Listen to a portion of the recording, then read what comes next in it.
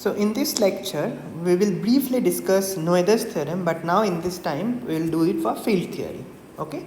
So we will discuss that how various things that we have done for classical mechanics generalizes to field theory.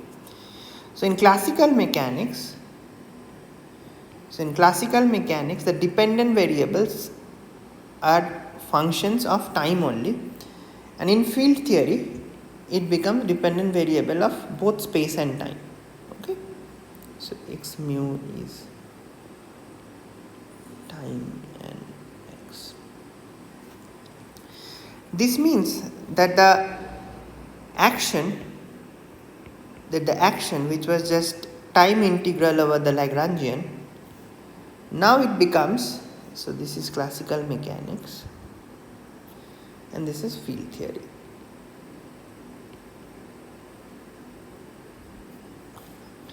So now the action becomes now space-time integral. So let's say we are in 4 dimension only, d for x of the Lagrangian density. Okay. Good.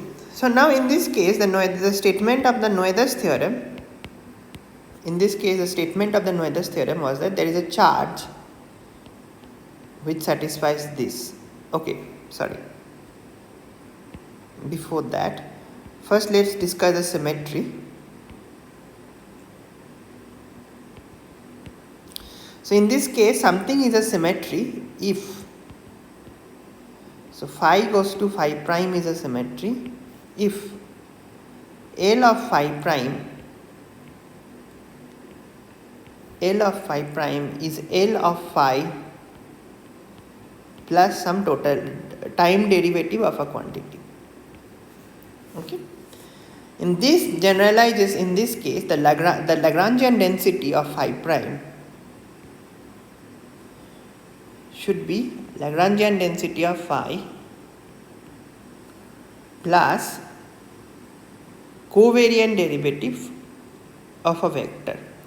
This is a 4 vector and this is just covariant derivative.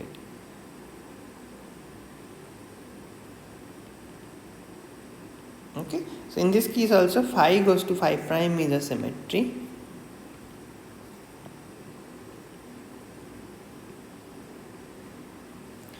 If, okay, and if this happens, then the statement about the charge, the Noether charge, this was also proven by Noether charge. So in this case, the statement was that we get a quantity such that d dt of q is equal to 0, where q was k minus, so there was an index a here where a was running over all the, so phi prime is phi plus some epsilon a delta hat a of phi. So a runs over all the independent generators, and in this case the charge was qa is equal to this minus del L del phi dot times the variation of phi in this particular fashion along this generator A.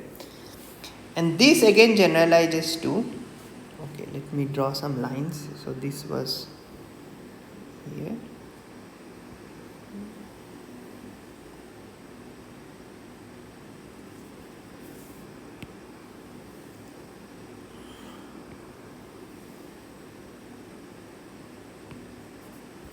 So in this case, the statement generalizes to that you get a continuity equation, J mu equals to 0.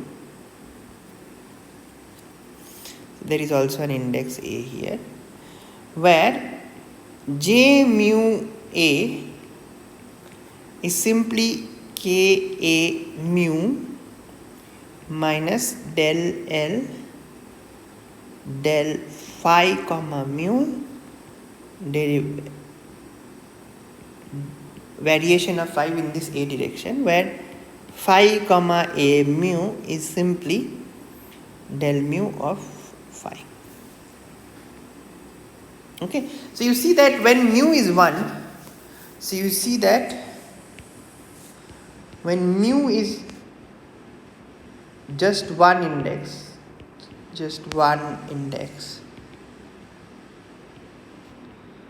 we get back classical mechanics. Okay, so this is the way that the Noether's theorem generalizes, and in this case, then the charge. So in this case also you can also define a charge. So this is a fourth derivative. This is a full continuity equation, but from any continuity equation you can define a charge, and the charge is simply q is spatial integral of the zeroth component. And if you define the charge in this way, then you can show that the derivative of the charge is again 0. Okay, so this is how Noether's theorem generalizes to classical field theory, and we will discuss that how this happens. We'll discuss the proof, but before that I wanted to just give how various quantities map from one side to the another. Okay, now let's try to prove Noether's theorem.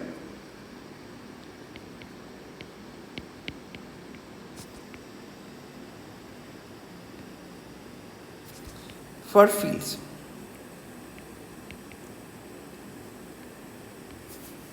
Okay, so in order to do that, the way we do is the following. So let's say my field phi. So again we consider small variation,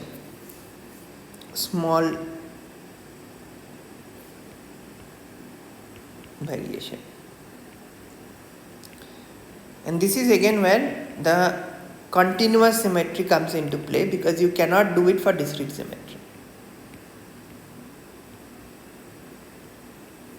Okay, so what happens that phi goes to phi prime, which is same as phi plus epsilon a delta hat a phi, where epsilon a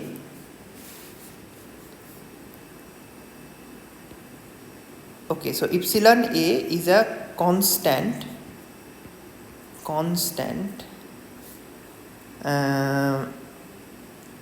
continuous parameter.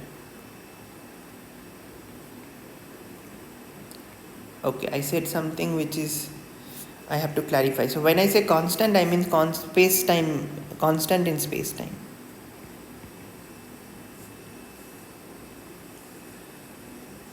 So it's a continuous parameter. So in that sense, it cannot be constant, but it doesn't depend on the space time variable. Okay, and then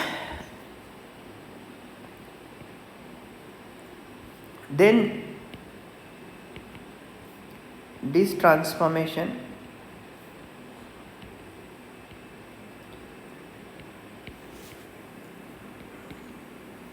is a symmetry if L of phi prime is just L of phi plus some del mu k mu a epsilon a. Okay, because if this happens, then it leaves the action invariant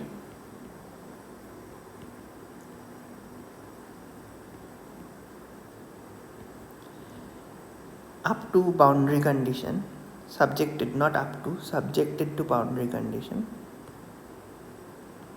We'll discuss that.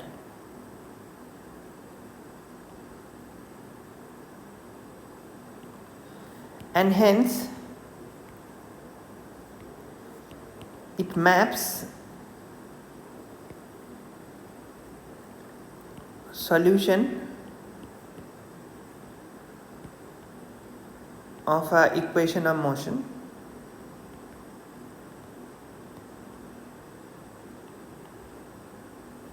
to another solution.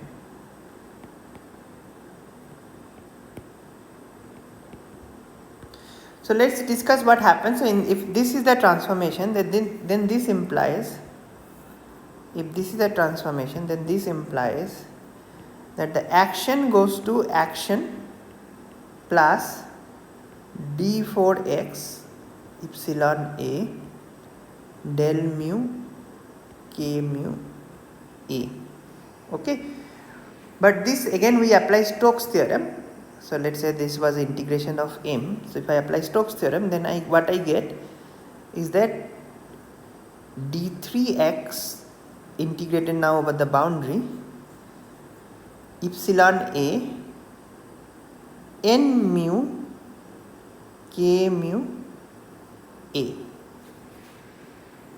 where n mu is outward normal to the bound, outward normal to boundary. Now again, if the action is invariant, if the action is invariant, or let's say the action is invariant if this thing is 0.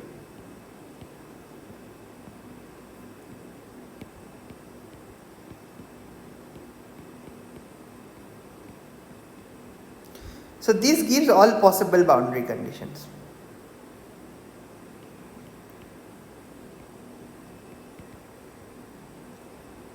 All possible boundary condition subjected to which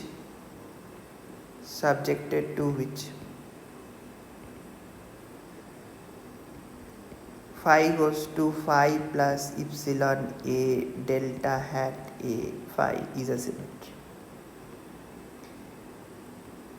If we do not satisfy that, then it is not a symmetry. Okay, so this gives the most general boundary condition. Again, as we discussed in the other case, we can specialize to local boundary condition,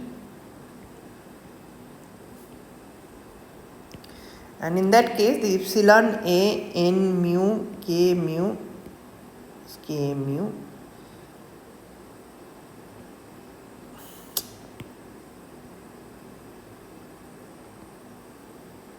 n mu k mu a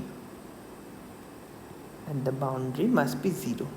Okay, so this is the local form of the boundary condition, and it also gives a lot of possibility. Now we will discuss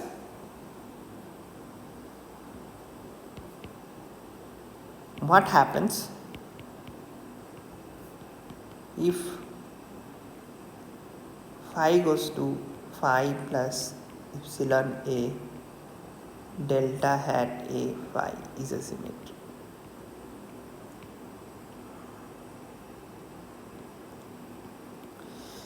So the thing we again do is that we promote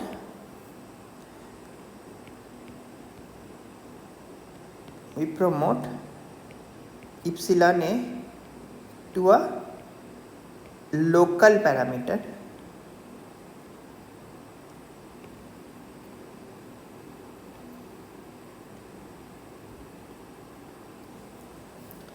because any variation irrespective of symmetry, any variation around the equation of motion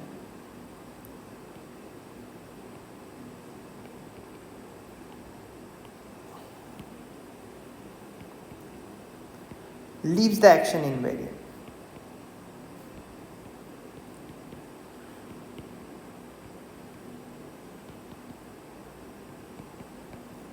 Okay, so that's the thing we will use. So that means that in this case, then the variation of the action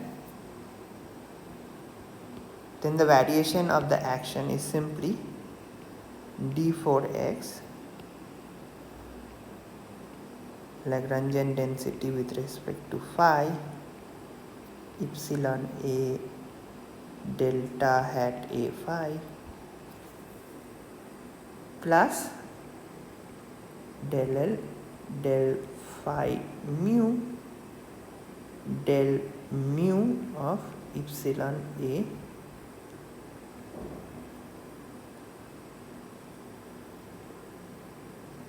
okay. Again we integrate by parts.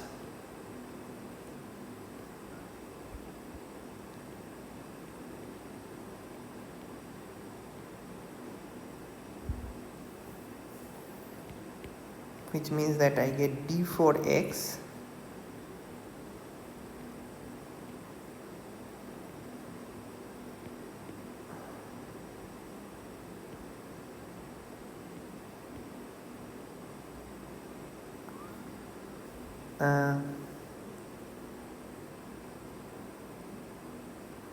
yes, plus not plus, minus del mu, let's write in the following.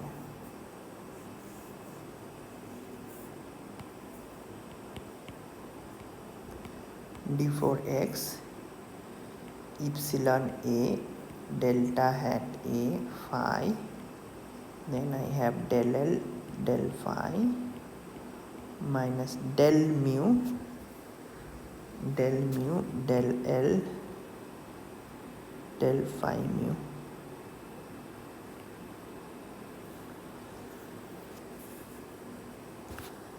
plus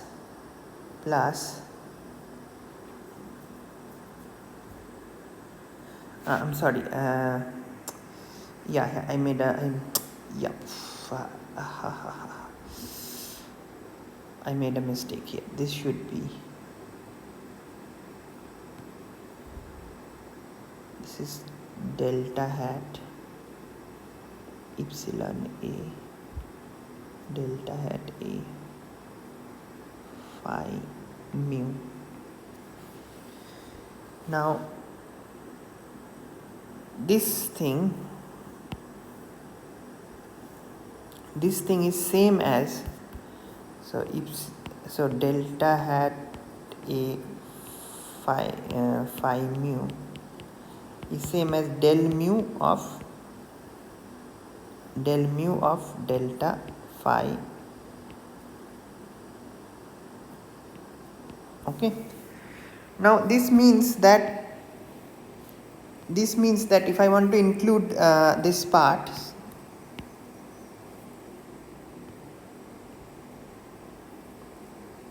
that means that epsilon A delta hat mu delta hat A phi mu this is same as del mu of epsilon A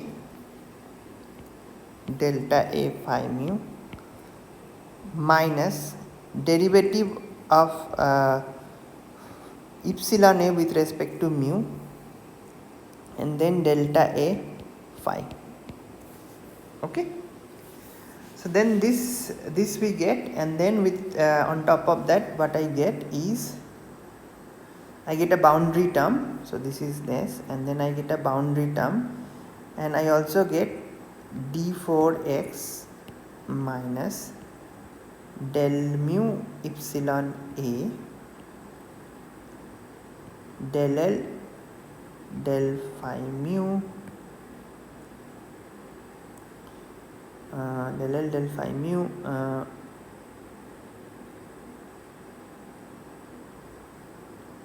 del mu of epsilon A and then del A phi. Okay, plus boundary term, and boundary term has to be 0 by equation of motion. Okay, now we know that when epsilon, we know when epsilon is constant, then the variation of the action, then what is the variation of the action?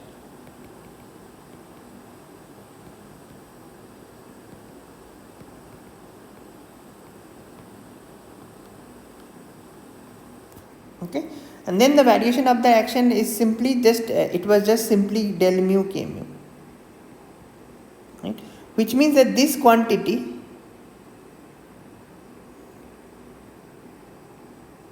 sorry, this quantity, this full quantity, sorry, this was del epsilon a del mu k mu a. So then this quantity is simply k a mu. Okay, which means that this above equation can be written as del for x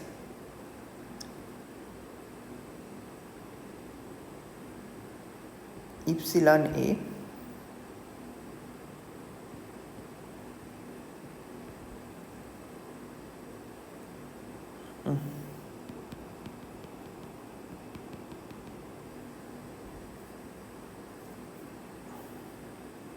sorry, this quantity, full quantity is derivative of this. Yes, this is del mu k mu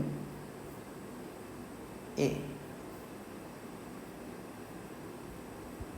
Okay, and from this plus there is this extra terms.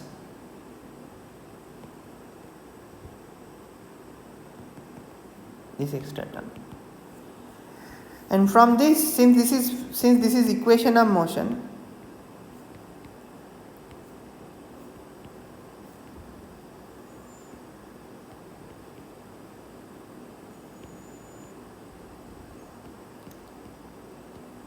any variation must vanish. Any variation to equation of motion must vanish. Any variation around the equation of motion, any variation to the action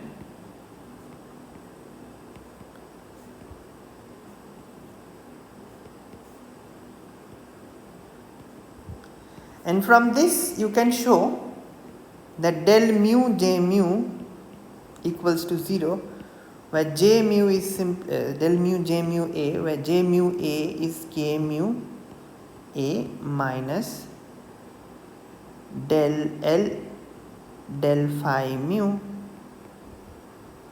del hat phi. Okay, so from this you can show that, and now you can, since this is identically 0, you can just multiply it by d3x. Okay, and then you so first multiply by d3x, and then so multiply by d3x, and then exchange integration and summation,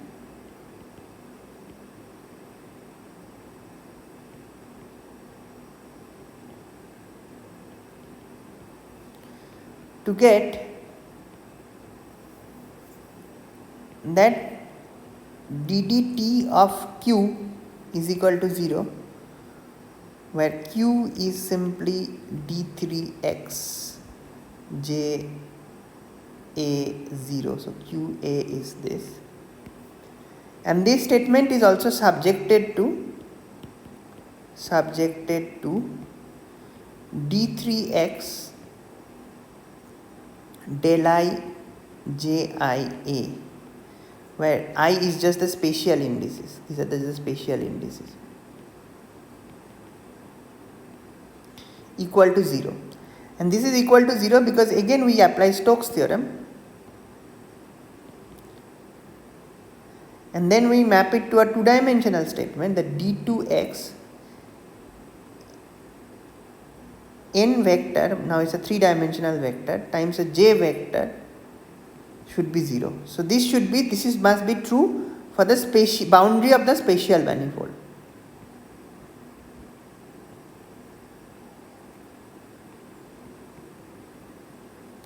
So subjected to this,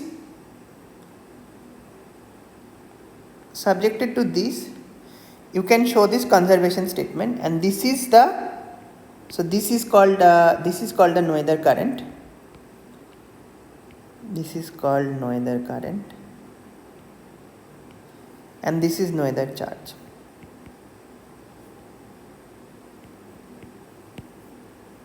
Okay, so that finishes our discussion for Noether charge, and later when we will do quantum field theory, we will see many applications of this. Okay.